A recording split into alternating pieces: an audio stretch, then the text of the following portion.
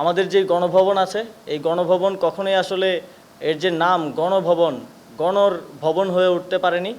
তাই এই গণভবনকে যেহেতু এদেশের মানুষ ছাত্র জনতা একটা অভ্যুত্থানের মাধ্যমে জয় করেছে, এটিকে জনগণের জন্য উন্মুক্ত করে দেয়া হবে। আমরা ইতিমধ্যেই দেখতে পেয়েছি বিভিন্নভাবেই যেই ফ্যাসিবাদী পরাজিত শক্তি তাদেরকে পুনর্বাসন করার মতো বিভিন্ন কর্মসূচিও আমরা কিছু কিছু জায়গায় দেখতে পেয়েছি। এই বিষয়টি অবশ্যই যেহেতু আমরা ছাত্র জনতার অভ্যুত্থানের ভিত্তিতে গঠিত একটি সরকার, আমরা মনে করি বিচারের আগ পর্যন্ত সম্পূর্ণ বিচার নিশ্চিত না হওয়া পর্যন্ত ফ্যাসিবাদীদের পুনর্বাসনের আর কোনো সুযোগ নেই। আজকের সবচেয়ে গুরুত্বপূর্ণ যে সিদ্ধান্তটি হয়েছে সেটি হচ্ছে আমাদের যে গণভবন আছে এই গণভবন কখনোই আসলে এর যে নাম গণভবন গণর ভবন হয়ে উঠতে পারেনি।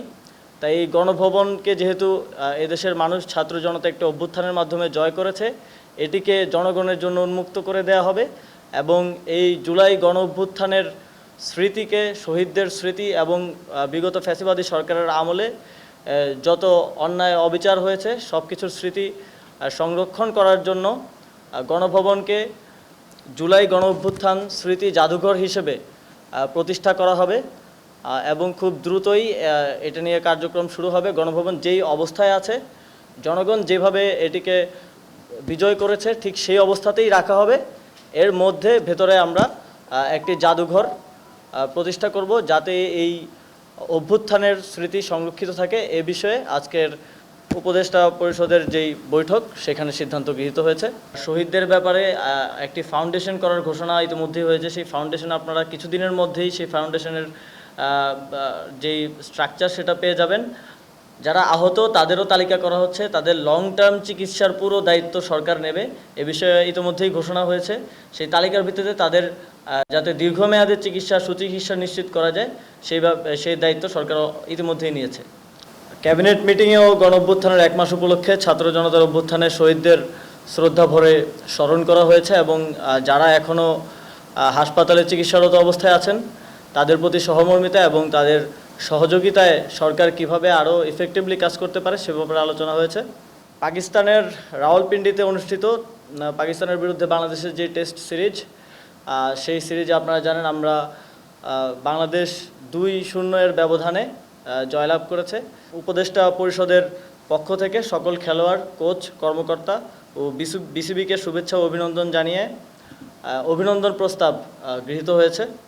আপনারা জানেন যে জুলাই গণ অভ্যুত্থান সেখানে আমাদের অনেক শহীদ হয়েছে এবং সেই শহীদদের তালিকা করা হচ্ছে।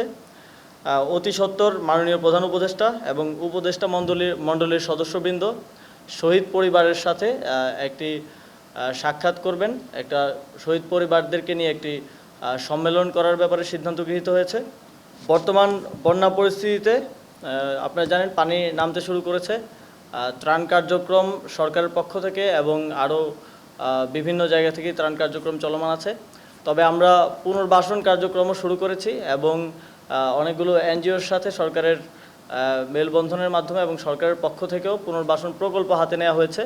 খুব দ্রুত সময়ের মধ্যে যাদের বাড়িঘর ক্ষতিগ্রস্ত হয়েছে তাদের পুনর্বাসনের ব্যবস্থা করা হবে।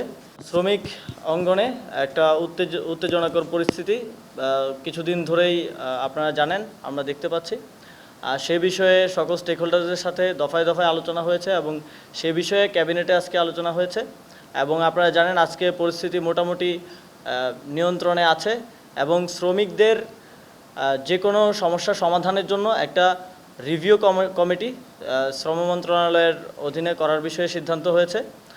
খুব দ্রুতই সেই রিভিউ কমিটিটি ঘোষণা করা হবে যাতে শ্রমিকরা তাদের সকল দাবি দাওয়া নিয়ে সেই রিভিউ কমিটির কাছে দিতে পারে এবং রিভিউ কমিটি কনসার্ন মিনিস্ট্রি বা কনসার্ন অধিদপ্তর কিংবা পরিদপ্তরের মাধ্যমে সেই সমস্যা দ্রুত সমাধানের জন্য কাজ করে যাবে।